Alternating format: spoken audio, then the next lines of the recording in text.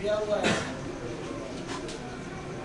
ارګنایزینګ کمیټه جوړو چې څوک د تنظیم سازي وکړي د اواډ جوړ کړي نو د اواډ دپاره چې کوم ارګنایزینګ کمیټه جوړو نو هغه کمیټه په 3 کسانو هم کېدی شي په 5 هم کېدی شي په 7 کسانو هم کېدی شي نو موږ ته هغه نومونه راکړئ چې موږ هغه نوم چې د ټول هاوس په منظوري بیا موږ منظوري په آخر کې والو خو تاسو موږ ته خپل نومونه راکړئ څوک خپل ځان والنټي یا خپل ځان پیش کړي یا دې مطلب چې دی موږ تجویز راکړي. بسم الله الرحمن الرحیم. د ارګنایزینګ کمیټې 5 کسانو نمونه خو ما سره شته او نور چې څوک خواهشمند دي نو هغوی د خپل نمونه را پیش کړي. بیا ړومبی دی شیر نواز خان، راشد ابرار صاحب، غلام غنی،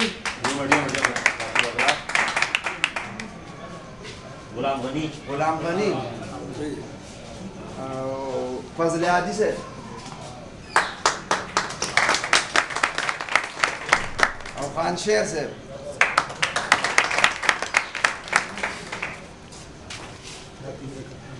شیر نواز خان، راشد ابرار، غلام غنی، فضل ہادی اور خان شیر. د دې نه علاوه بل څوک خواهشمند دی چې هغه په دې ارګنایزینګ کمیټې حصه جوړ کړي او د اواډ دفاع لري.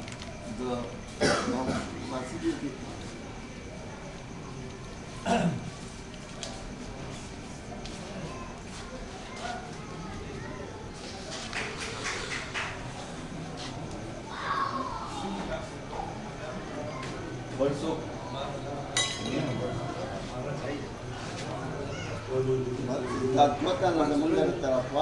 جی بھائی یو کمر ہے پورا نام ہوا ہے جی نحمد و نصلی علی رسول الکریم اما بعد فاعوذ باللہ من الشیطان الرجیم بسم اللہ الرحمن الرحیم.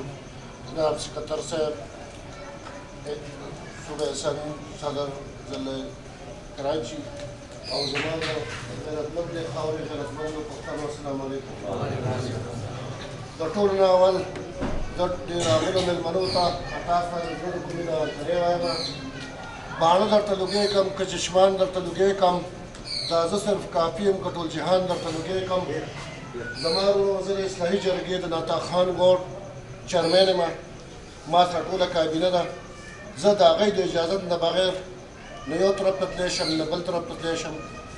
چونکې ما سره 100 کسان دي په کابینه کې. هغه پوره د هزاره چوک دی، کلندري چوک دی، بنګي باړه ده، مردان چوک دی، هزاره چوک دی، بیرم ګلي ده. زه به هغوی سره تپوس کوم که ما ته فرض کوي چې بی بلکل په هغوی کې زموږ یو فیصله دا ده چې زه نه یوازې تلی شم نه زما جرګه چېرته تلی شي. هغه موږ یو بل نه حلف اخیستی دی چې موږ ځو موږ به ټول یو کابینې سره یو تنظیم ته به ځو وما علینا الا البلاغ. جی تاسو دوه نومونه راکول نومونه راکوئ پوره ناصر یو ناصر بل دا یو کمر زماره ته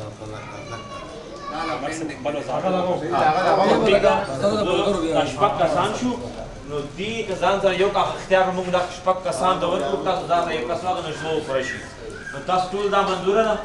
منظوره ده